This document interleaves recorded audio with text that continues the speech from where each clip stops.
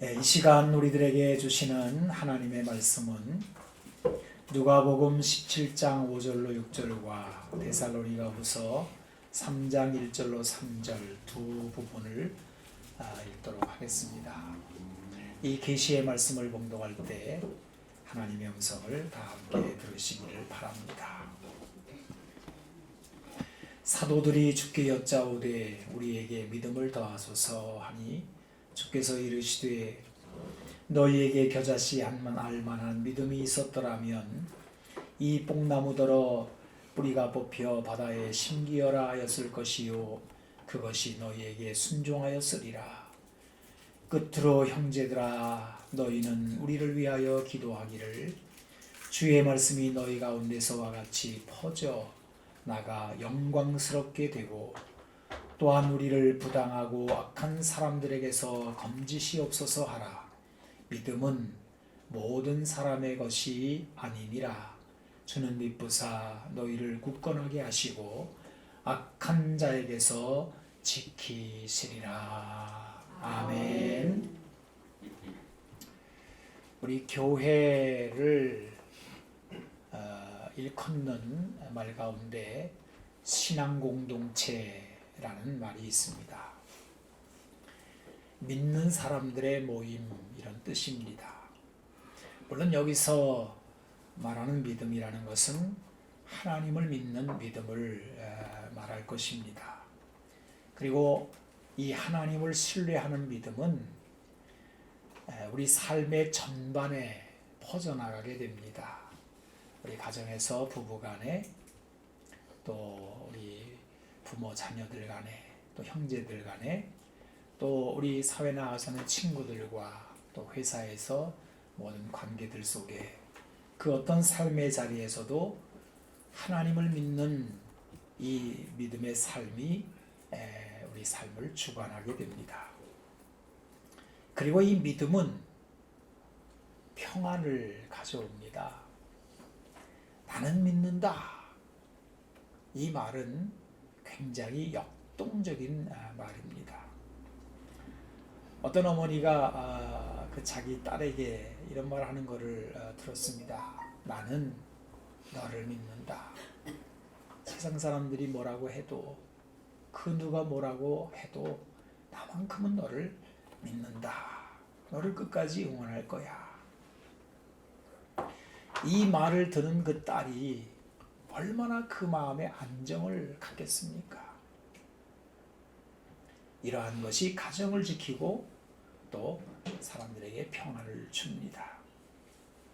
그래서 이 믿음이라는 단어는 아주 힘이 있는 말입니다.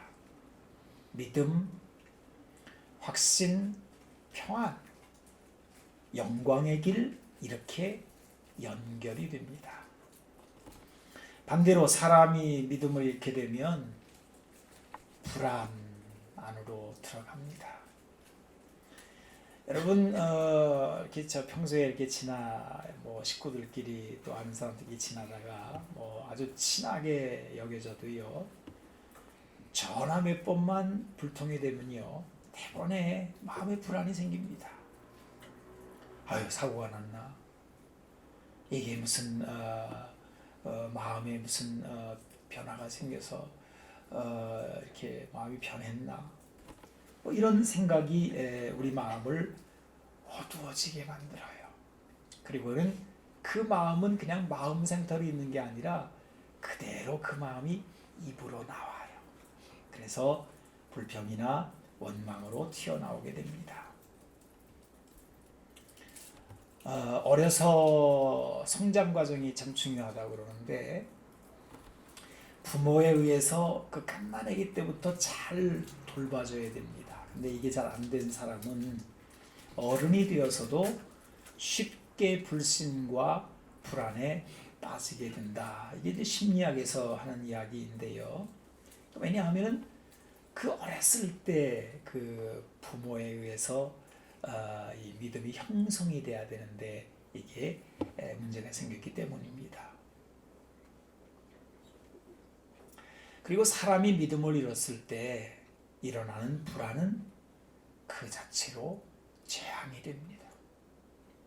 이 불신이 불러온 불안 속에서 사람은 온갖 불행 속으로 빠져들어가요. 자기 연민에 빠지기도 하고 또 자기 스스로 부당한 대우를 당한다고 여기게 되는데 이로써 사람은 마음이 어두워지면서 악에 물들게 됩니다. 한마디로 불신으로 인생은 악에 물들게 되면서 흔들리는 겁니다.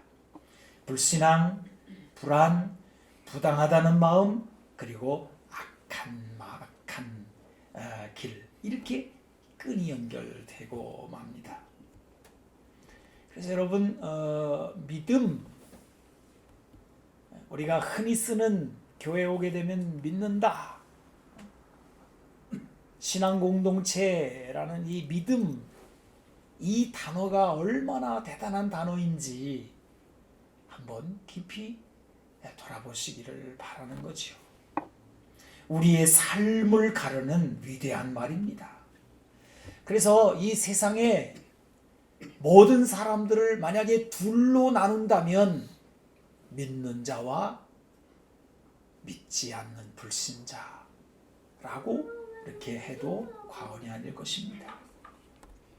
교회를 믿음의 공동체라고 합니다. 나는 이 하나만으로도 교회 정체성을 나타내는데 충분하다고 봅니다. 우리는 믿음의 사람들로 여기에 와 있는 것입니다. 그런데요, 이렇게 말을 하게 되면 조금 오해할 수 있기 때문에 제가 좀 조심스럽게 말을 합니다. 이 세상을 신앙과 불신으로 양분한다고 할 때 여기 예배당에 앉아 있는 사람들이 다 믿음의 사람들이냐 하면 꼭 그렇지는 않다는 것입니다. 오늘 우리가 읽은 데살로니가 후서 3장의 말씀을 보면 하나님께서 우리에게 이렇게 말씀을 하셔요. 믿음은 모든 사람의 것이 아니다. 그래요. 여러분, 이 말씀의 뜻은요, 믿음이란 사람에게 당연히 생기는 것이 아니라는 거예요. 내가 원한다고, 내가 노력한다고 믿음이 생겨나지 않습니다. 그렇다고 믿음을 어디 가서 사올 수 있는 것도 아닙니다. 무슨 좋은 세미나에 참석한다고, 어디 좋은 대단한 사람 만났다고 그래서 믿음이 오는 것도 아닙니다. 그러면 여러분, 믿음은 어디서 옵니까? 오늘 데살로니가후서 3장 3절을 보면 주는 미쁘사 너희를 굳건하게 하시고 악한 자에게서 지키시리라, 이렇게 되어 있어요. 주는 미쁘시다. 이 미쁘시다라는 말은 믿음이라는 단어와 뿌리가 같은 단어입니다. 다시 말씀하면 하나님은 믿음의 주님이시라는 뜻입니다. 그래서 참된 믿음은 오직 하나님께로부터 사람에게 주어집니다. 믿음은 사람에게서 나는 것이 아닙니다. 믿음은 오직 하나님이 주시는 것입니다. 굉장히 종교적으로 들릴까봐 또 혹은 신비적으로 들릴까봐 여러분에게 다시 말씀을 드립니다. 이건 어려운 말이 아니에요. 여러분, 간단하게 말해 봅시다. 이 말은요, 이 세상에 믿을 분은 하나님밖에 없다는 뜻입니다. 우리 다 경험해 봤잖아요. 부모도 자식을 버려요. 아니, 버리진 않더라도 나중에는 다 손을 놓고 떠나갈 수밖에 없어요. 이 세상의 모든 것들은 다 변합니다. 세월 따라, 환경 따라 다 흔들리는 거예요. 하지만 우리를 사랑하시는 하나님은 변치 아니하시고 세월 따라, 환경 따라 사라지는 분도 아니시더라는 거예요. 그래서 하나님을 믿음의 기초라고 말합니다. 이 하나님이 붙들어주지 아니하시면 아무리 오래된 교인이라고 할지라도 우리는 불신의 늪에 빠져들어갈 수밖에 없어요. 우리 주님이 붙들어주지 아니하시면 우리는 흔들리는 겁니다. 심각한 것은 주님이 믿음을 주지 아니하시면 우리도 불신에 빠져 악한 자의 삶으로 미끄러져 들어간다는 겁니다. 제가 조금 아까 드린 말씀의 내용이 그거예요. 세상을 신앙과 불신으로 양분한다고 할 때 교회 나와 앉아있는 사람이 다 신앙의 사람이냐? 그건 아니라는 뜻이 그겁니다. 어제 신앙의 사람이었을지라도 오늘 하나님을 의지하지 않으면 여기 나와 백날 앉아 있어도 그 사람은 불신앙의 사람입니다. 신앙은 사람에게서 나는 것이 아닙니다. 여러분, 우리가 얼마나 쉽게 악한 자로 미끄러져 들어갈 위험에 노출되는지요. 우리는 쉽게 다른 사람들을 이렇게 비판하고 판단합니다. 아이 나쁜 놈 그래요. 여러분, 나쁜 놈이라는 말은 나밖에 없는 자라는 뜻이잖아요. 나뿐이다 그 말. 나쁜 놈이라는 거거든요. 자기만을 위하는 사람이 나쁜 놈이지요. 악한 자입니다. 여러분, 그러면 우리는 여기 앉아있는 우리는 안 그러냐 말이에요. 우리는 나만 위하겠다는 사람이 아니냐 말이에요. 우리도 순식간에 달려 들어갈 수 있습니다. 세상은 나쁜 놈으로 넘쳐납니다.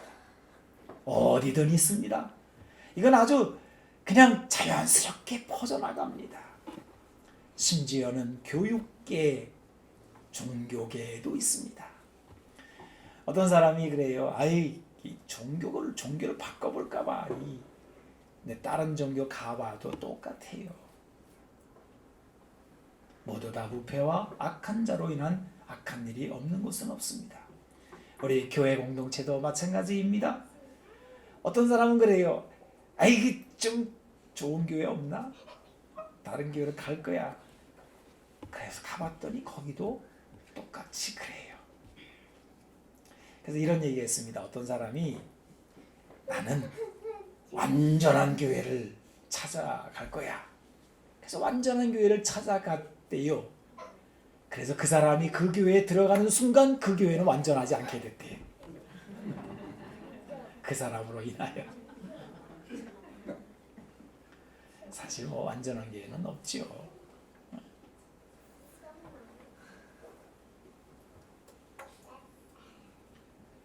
오늘 본문은 이렇게 말씀하십니다. 주는 미쁘사 너희를 굳건하게 하시고 악한 자에게서 지키시리라. 주는 미쁘사 오직 하나님만 믿을 만한 분이시다. 그 말이에요. 그 하나님이 우리를 붙들어 주실 때 우리를 굳건하게 하시는 것이고 그 하나님이 우리를 악한 자에게서 지켜주신다는 거예요. 여러분, 주님이 지키지 아니하시면 우리는 대번에 악에 물들어 버립니다. 악한 자 지적하다가 똑같은 자 돼버리고 나쁜 놈 욕하다가 똑같이 나쁜 놈 되고 형제를 바로잡는다 하다가 어느새인가 구부러진 자와 똑같이 구부러져 버립니다. 그래서요, 저는 그런 거 많이 봅니다. 정말 그 순박해 보이던 사람이, 그 열심히 교회를 섬기던 사람이, 그 착해 보이던 사람이 그 어느 사람 하나 만나가지고 교제하더니 그 남을 들어버리는 거를 수시로 보게 됩니다. 이렇게까지 되지 않는다 손치더라도 최소한 낙심하는 것을 보게 됩니다. 차가워진 마음으로 교회에 대하여 냉소적이 되고 가정을 차갑게 만들고 사랑과 소망을 잃고 떠도는 인생이 되고 마는 것입니다. 그래서 성경은 끊임없이 우리를 믿음으로 초대하고 있어요. 믿음의 주여 온전하게 하신 주님을 바라보라고 요청하는 이유가 여기에 있습니다. 여러분, 믿음에는 다른 방법이 없어요. 오직 믿음은 하나님이 주시는 것이기 때문에 하나님께로 우리 눈을 돌리는 수밖에 없습니다. 믿음은 하나님을 바라보는 것입니다. 다른 것들은 믿을만 하지 못해요. 그저 사랑할 뿐입니다. 그저 불쌍히 여길 뿐입니다. 이 세상에 대단하다는 것들, 대단하다는 영웅들, 굉장하다는 사람들, 그것들이, 그 사람들이 우리의 믿음을 지탱해 주는 것은 아닙니다. 어느새인가 세월 따라 환경 따라 다 변질되는 겁니다. 하지만 우리 주님은 어제나 오늘이나 영원토록 변치 아니하시는 분이십니다. 저는 이 시간 이 자리를 빌어서 여러분들이 이 믿음의 주님을 다시 바라볼 수 있기를 축복합니다. 그리고 주님이 여러분의 마음을 믿음으로 굳게 세우시고 악한 자에게서 지켜주시기를 다시 한번 축복합니다. 자, 그러면 이제 우리가 이런 질문 해볼 수 있어요. 주님이 우리에게 믿음을 주시는 거구나. 믿음은 오직 하나님만이 우리에게 주시는 것이구나. 어떻게 그럼 주실까요? 이 보이지 않는 믿음이 어떻게 하나님께로부터 우리에게 전달되는 것일까요? 감사하게도 성경에는 이 부분에 대한 명확한 말씀이 나옵니다. 그게 로마서 10장 17절입니다. 제가 읽어보겠습니다. 그러므로 믿음은 들음에서 나며 들음은 그리스도의 말씀으로 말미암았느니라. 다시 한번 중요한 말씀이니까 로마서 10장 17절입니다. 그러므로 믿음은 들음에서 나며 들음은 그리스도의 말씀으로 말미암았느니라. 하나님께서 우리에게 믿음을 전해주시는 방법은 바로 그리스도의 말씀을 들려주심입니다. 사람은 그가 누구든지 그리스도의 말씀을 경청하여 들을 때 신비롭게도 우리 마음속에 믿음이 생겨납니다.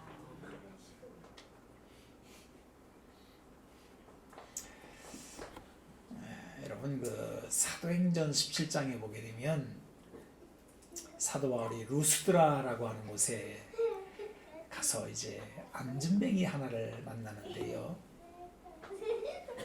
사도행전 14장 8절 10절은 이렇게 되어 있습니다. 루스드라에 발을 쓰지 못하는 한 사람이 앉아 있는데 나면서 걷지 못하게 되어 걸어본 적이 없는 자라.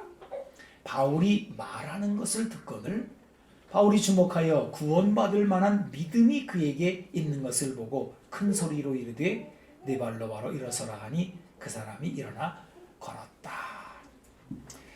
여러분, 바울이 그리스도의 말씀을 전할 때 이 안진뱅이가 그걸 들어요. 그런데 듣는 그 마음속에 구원받을 만한 믿음이 생겨났다는 거예요. 믿음은 그리스도의 말씀을 들을 때 생겨납니다. 저는 이 부분에서 좀 재밌는 생각을 해보는 거죠. 여러분, 거기에 그 루스드라에 이 안진뱅이만 있었겠어요? 여러 사람들이 있었을 거예요. 그런데 이 안진뱅이가 들었다는 거예요. 저는 그래서 행간에 이렇게 있는 거죠. 안 들은 사람도 있었다고 보는 거죠. 그렇지 않아요?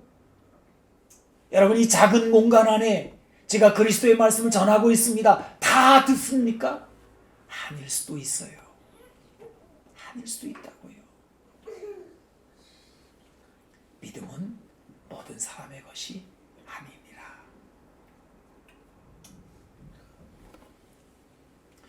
오늘 우리가 그 누가복음 17장의 말씀을 본문으로 읽었습니다. 여기도 믿음이라는 단어가 나오는데요.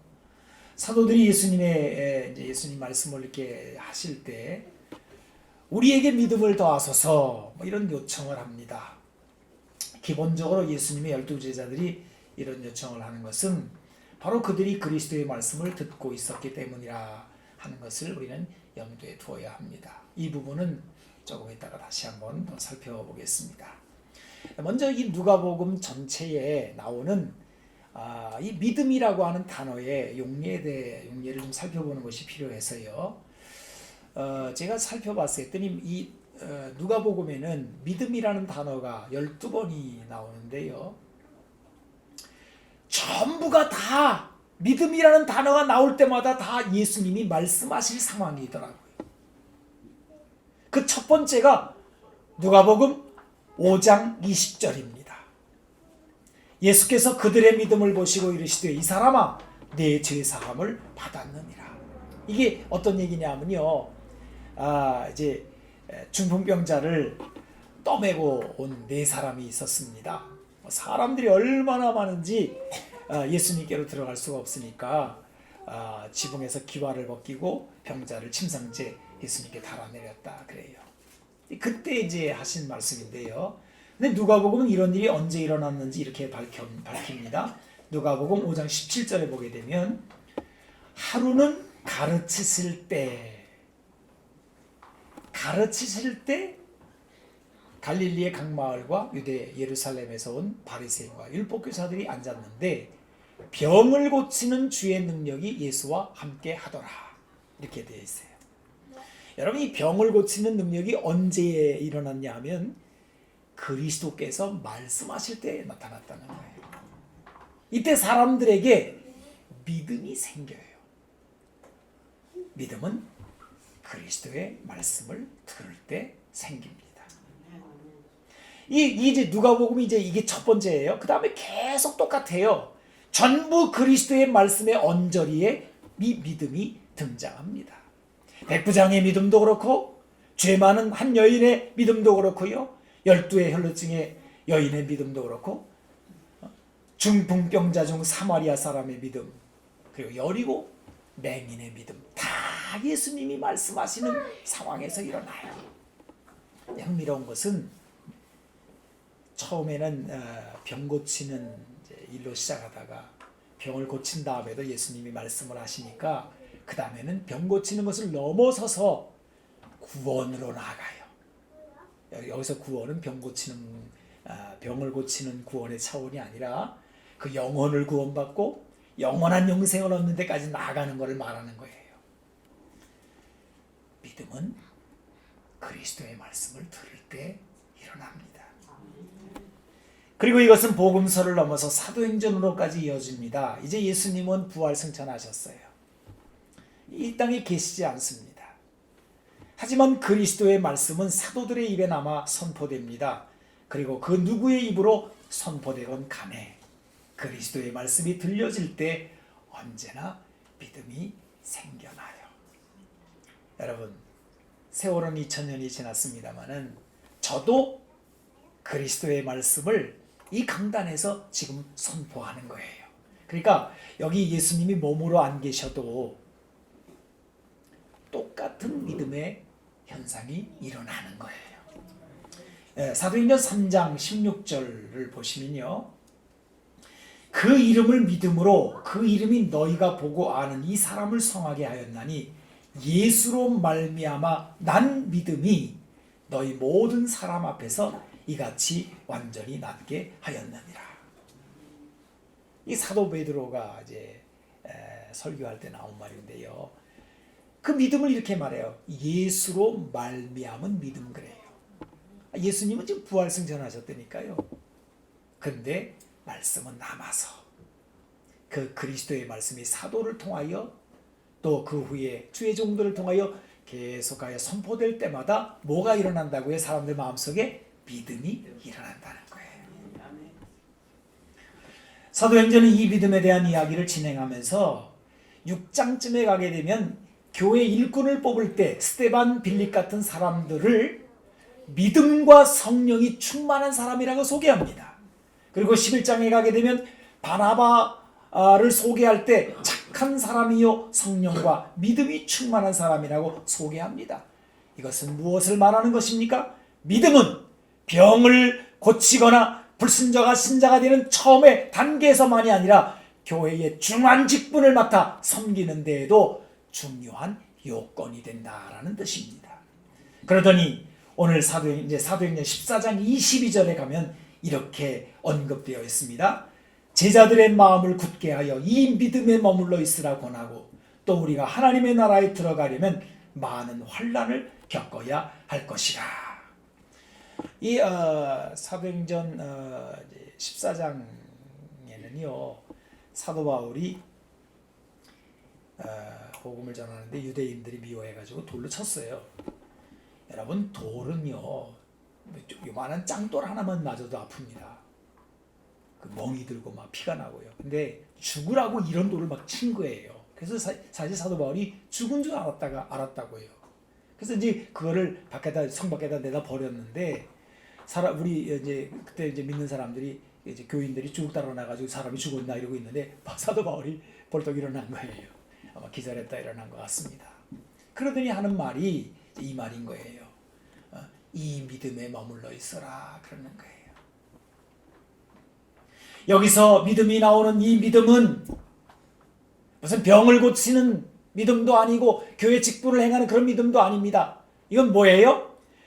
부당하고 억울함을 당할 때에 그거를 이겨내는 믿음을 말하는 거예요. 하나님의 나라의 소망을 품고 지금 내가 억울한 일을 만나고 부당한 대우를 받아도 하나님이 갚아주시리라. 나에게 큰 상급이 기다리고 있다 하는 이 믿음으로 환난을 이겨내는 그 믿음을 말하는 것입니다. 여기까지 누가복음과 사도행전에서의 믿음의 용례를 살펴보았습니다. 전부 믿음은 그리스도의 말씀이 들려질 때 일어납니다. 그리고 이 믿음이 세상을 이깁니다.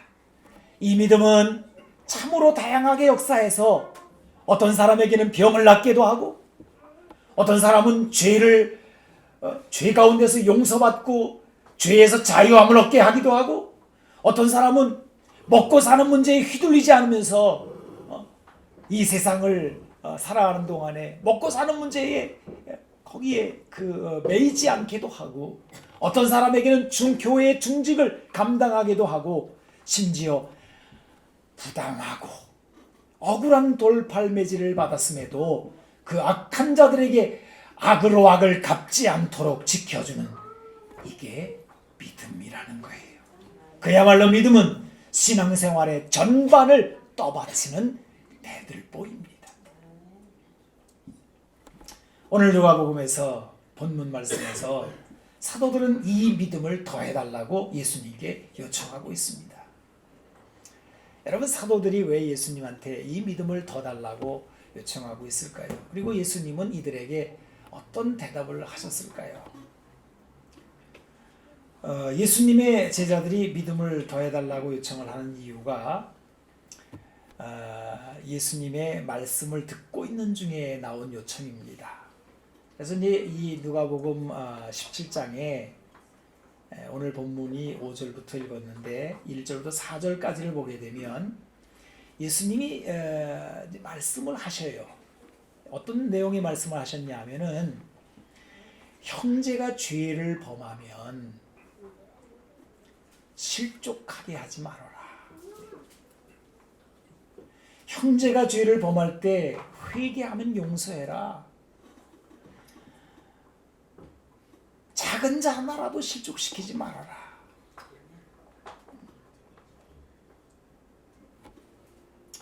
제자들이 이제 그 말씀을 들을 때 마음이 좀 심각해진 것 같아요.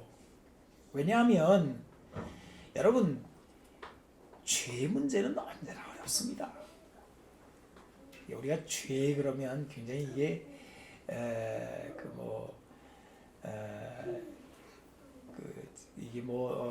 별 삶에 이렇게 무관하게 들립니다만요. 죄라는 게 사람 속에 들어오게 되면요, 이게 파급이라고 하는 게 보통이 아니거든요. 사람 무너지게 한다니까요. 그것도 다른 알지 못하는 사람에게 죄가 있어도 마치 쓰나미가 생기면은 그 파도가 밀려오는 것처럼 멀리까지 영향을 끼치는데, 내가 아는 형제가, 내 가까운 사람 형제가 죄를 범하는 문제는 어려운 문제라고요. 죄의 특성만 봐도 보통 심각한 게 아닙니다. 죄는 공동체를 무너뜨립니다. 한 사람이 지은 죄는 가정과 교회 전체에 파급돼요.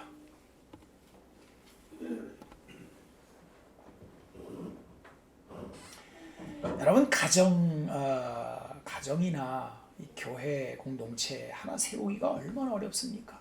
우리 다 결혼해서 뭐 가정들을 세웁니다만은요, 가정 하나 세우는 게 쉬운 일은 아니에요. 장가 하나 드는 게 얼마나 어려운지 몰라요. 장가 들 때 어떤 신랑은 입술이 다 부러졌다고요. 아유, 내 2번 장가 들기 너무 힘들겠다. 이 정도로 가정 세우기 어려워요. 거기다 애 낳고 뭐 또 집 하나 사고 가정 하나 세우기 얼마나 어려워요. 그런데 누가 하나 죄 지으면 금방 무너져요. 무너지지는 않더라도요, 그냥 부러진 얼어붙는다고요. 그 행복해야 될 가정이 그렇게 돼요. 교회는 어떻습니까?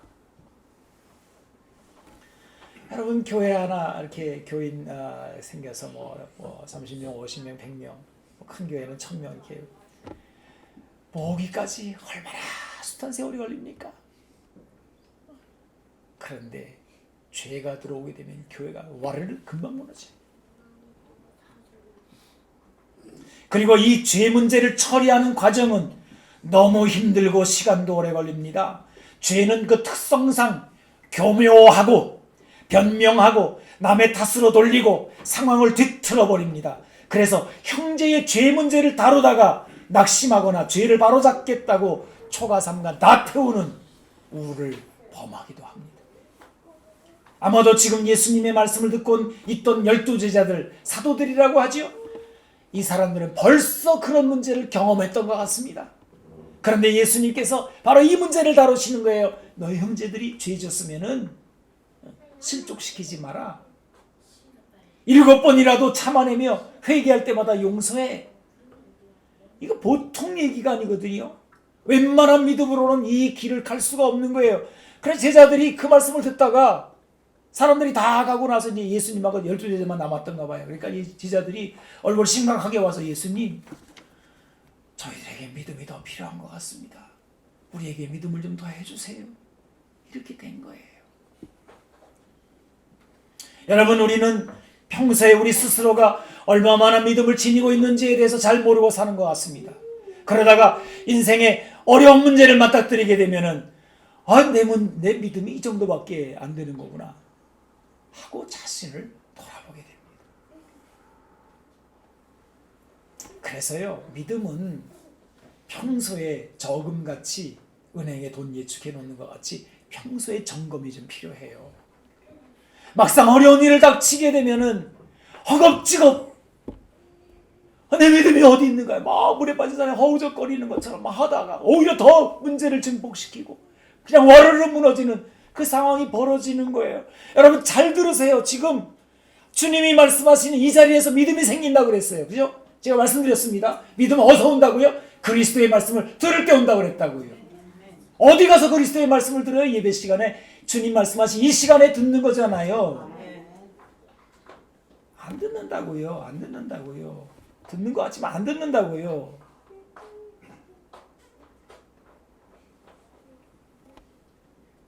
마가복음 9장에 보게 되면 타이틀이 이래요. 말 못하게 귀신 들린 아들을 둔 한 아버지. 여러분, 이 사람이 이렇게 어려운 일을 귀신 들렸다. 성경에는 귀신 들렸다는 표현이 이제 나오는데, 뭐 현대인들은 뭐 이걸 뭐 정신병이나 뭐 이런 거를 이제 자꾸 설명하려고 합니다만은 악한 귀신은 있는 거죠. 근데 어쨌든 간에 이 귀신도 하나 들어갔을 때와 10명, 귀신은 명이라고 안 합니다. 말이라고 그래요. 10마리 들어갔을 때와 군대 귀신, 군대는 6,000명의 군대를 한 군단이라고 그러는데, 옛날 로마군이 그렇게 들어갔을 때는 심각해지는 거예요. 근데 이 아이도 아마 좀 이게 귀신 들린 현상이 좀 심각했던가 봐요. 그래서 말 못하게 귀신 들린 아들 그랬어요. 그래가지고 막 그냥 귀신 들릴 때마다 거꾸러지고 거품 흘리고 이를 갈고 애가 노랗게 말라가는 거예요. 그래서 이 예수님께 제자들한테 왔어요. 예수님은 딴 데 가시고 그래서 고쳐달라 했더니 제자들이 쩔쩔매고 있는데 이제 예수님이 오시니까 아유 좀 할 수 있거든 좀 고쳐주십사 뭐 이렇게 이 아버지가 말을 하는데 예수님이 이 말에 쐐기를 박습니다. 할 수 있거든이 무슨 말이냐? 믿는 자에게는 능치 못할 일이 없느니라 이래요. 이때 아버지가요 이런 말을 쏟아놓습니다. 나는 이 말을 하려고 지금 이 말씀을 꺼낸 거예요. 내가 믿나이다. 나의 믿음 없는 것을 도와주소서 그래요. 여러분 절박해 보이지 않나요? 우리 역시 이 아이의 아버지와 다름없을 때가 왜 없겠습니까? 죄로 무너져가는 내 삶, 내 가정 또는 교회 공동체 앞에서 수위 낙심하거나 같이 죄로 물들어 버리는 상황 속에서 우리가 주님께 드릴 수 있는 말이 있다면 이거 아닐까요? 주님, 제 믿음이 이거밖에 안 되는데요. 이 믿음 좀 어떻게 더 해주세요.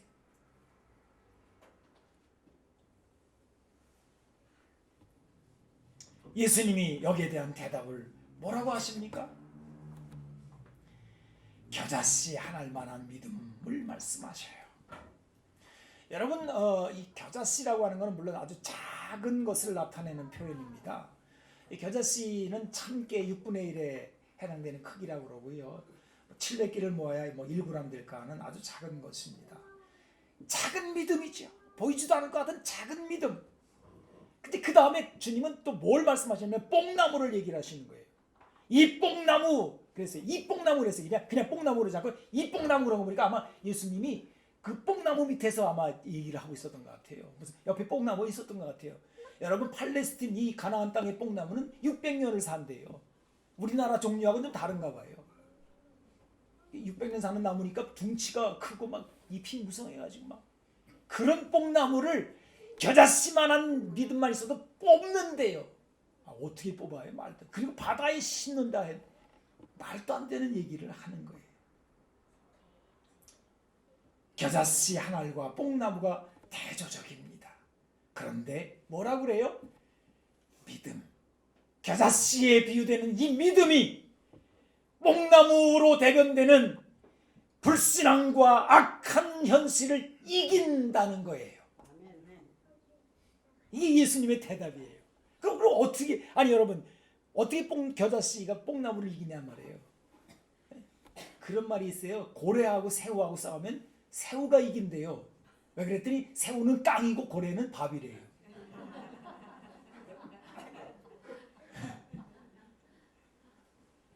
우리 주님 말씀하시는 것도 깡으로 이기겠다는 뜻입니까? 그건 아닌 것 같습니다. 예수님의 말씀의 요지는 이거예요. 하나님의 나라가 이긴다 그러는 거예요. 왜냐하면요 예수님이 다른 데서 겨자씨 얘기를 한 번 더 하셨거든요.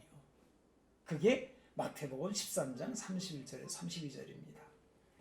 또 비유를 들어 이르시되 천국은 마치 사람이 자기 밭에 갖다 심은 겨자씨 한 알 같으니 이는 모든 씨보다 작은 것이로되 자란 후에는 풀보다 커서 나무가 되매 공중의 새들이 와서 그 가지에 깃들이느니라 그랬어요. 여러분 하나님의 나라는 겨자씨 같다는 거예요. 그리고 믿음도 겨자씨 같다는 거예요. 그러면 겨자씨에 뭐가 들어있기 때문에 하나님의 나라와 믿음을 겨자씨가 이렇게 나타내 주냐? 그건 다른 거 없어요. 생명과 역동성이에요. 이 세상에서 하나님의 나라는 언제나 작고 보잘것이 없어 보입니다. 미약합니다. 그러나 하나님의 나라는 생명이에요. 살아 움직이는 것이에요. 자라납니다. 믿음은 하나님의 나라로 대변됩니다. 믿음 역시 하나님의 나라처럼 작고 미약해 보이지만 그 안에 뭐가 있다는 거예요?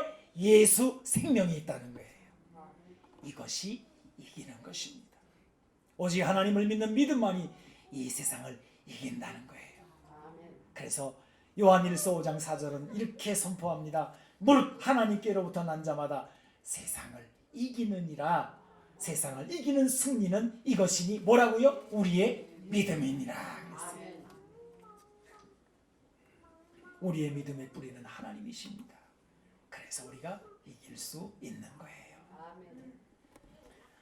여러분 지금 중요한 곳을 향해서 지금 포커스가 가고 있어요. 아까 믿음은 사람에게 나는 게 아니다. 딴 데 가서 암만 찾아봐도 뭐 대단한 사람한테 나온 거다. 오직 믿음은 하나님께만 있는 거다. 그분만이 믿을 수 있다.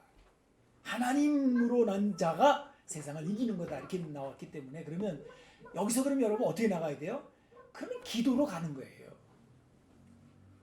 하나님 앞에 나와서 하나님께서 믿음을 주셔야 되겠습니다. 하나님께서 이 상한 마음을 붙들어 주셔야 되겠습니다. 이 복잡한 마음들을 다스려 주셔야 되겠습니다. 더 나아가서 내가 감당할 수 없는 마귀의 권세, 세상 권세, 죽음의 권세, 이거를 주님께서 이기셨으니 나도 주님 안에서 이기기를 원합니다. 이게 진짜 성경이 말하는 믿음이라는 거예요. 이 믿음이 우리한테 있다고요. 언제요? 그리스도의 말씀을 들을 때. 우리 예수님이 이렇게 말씀하십니다. 요한복음 14장 1절 그리고 요한복음 16장 33절 연속으로 읽어봅니다. 너희는 마음에 근심하지 말라. 하나님을 믿으니 또 나를 믿으라. 이것을 너희에게 이르는 것은 너희로 내 안에서 평안을 누리게 하려 함이라. 세상에서 너희가 환난을 당하나 담대하라. 내가 세상을 어떻게 해요? 이겼느니라. 아멘. 나는 이 요한복음 이게 16장에 나오는 말씀인데 이 말씀을 하신 이 시점이 중요하다고 봐요. 이게 언제 하신 말씀이냐면 십자가를 앞두고 하신 말씀이에요. 십자가 사건 뒤에 하신 말씀이 아니에요. 부활하신 다음에 하신 말씀이 아니라고요. 예수님이 십자가 지기 전에 하신 말씀이라고요. 지금 환난이 엄청난 쓰나미가 저 앞에 다가오고 있어요. 죽음이 다가오고 있는데 내가 이겼대요. 예수님은. 이게 믿음이에요. 살짝 연출한 느낌은 있지만 아주 감동적인 동물 영상이 있습니다. 여러분 한번 보셨을 거예요. 새끼곰 한 마리가 숲에서 놀고 있는데 산사자, 퓨마라고도 하는데 이 산사자 한 마리가 새끼곰을 덮쳤어요. 새끼곰이 화들짝 놀라가지고 그냥 죽어라 하고 냅다 도망을 이제 가는데 개울이 나타나고 이만한 통나무 하나가 개울에 이제 걸쳐져 있는 거예요. 막 거기를 그냥 이 개울에 떨어질 것 같이 그렇게 막 허우치고 가다가 이제 거의 붙잡힐 상황이 됐는데요. 근데 갑자기 이 새끼곰이 뒤로 확 돌아서더니 그 조그만 입을 이렇게 벌리고 으악 이러는 거예요.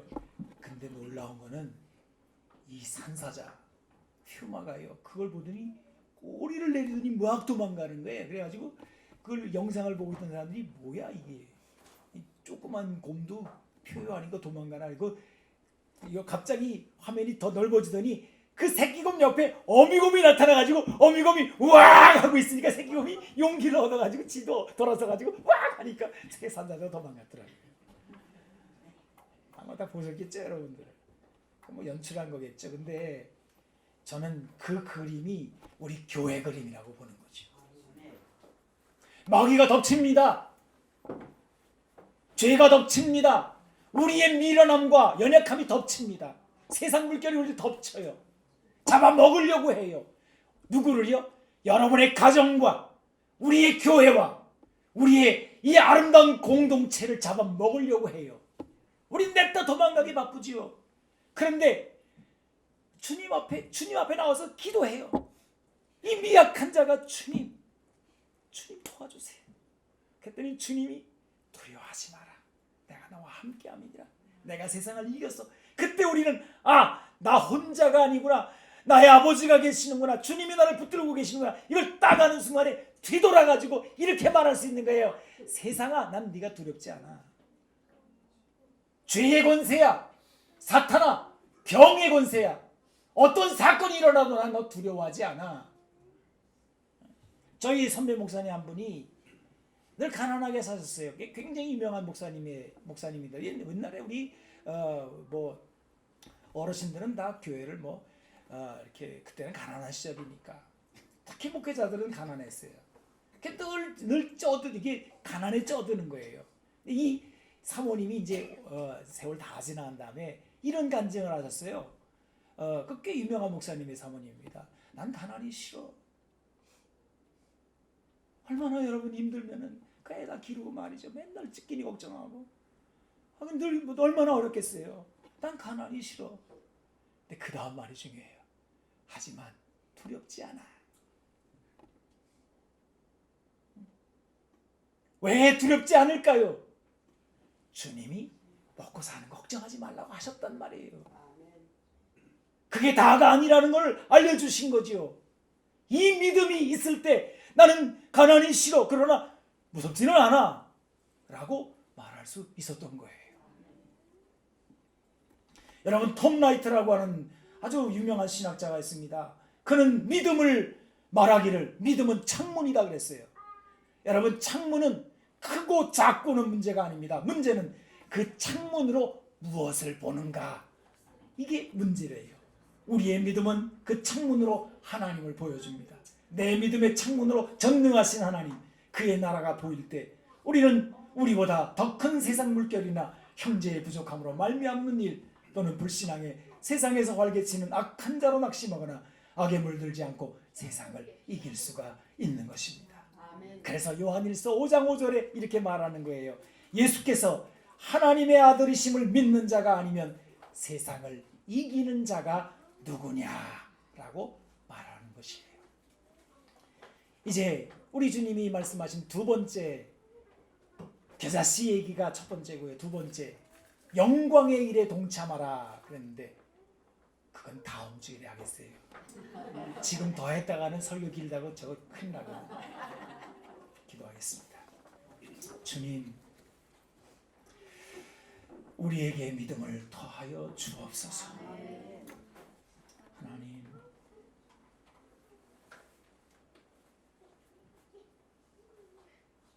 그냥 내버려 둬도 무너지는 세상입니다.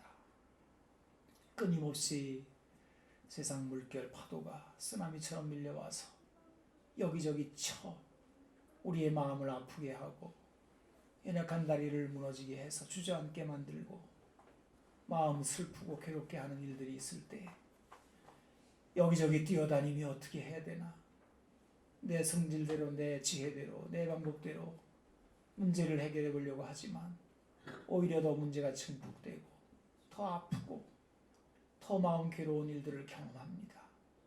주여, 이제는 눈을 들어 믿음의 주여 온전케 하시는 예수님을 바라봅니다. 우리에게 믿음을 더하여 주옵소서. 그리하여 세상을 이기신 주님 앞에서 우리도 당당하게 세상을 향하여 나도 세상을 이겼노라고 말할 수 있게 하여 주옵소서. 두려워하지 않게 하여 주옵소서. 담대한 마음을 더하여 주시옵소서. 주님이 주시는 지혜로 이기게 하여 주옵소서.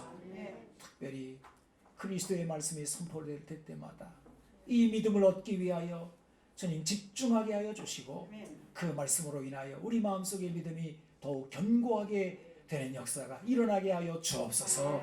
우리 구주 예수님의 이름으로 기도하옵나이다. 아멘.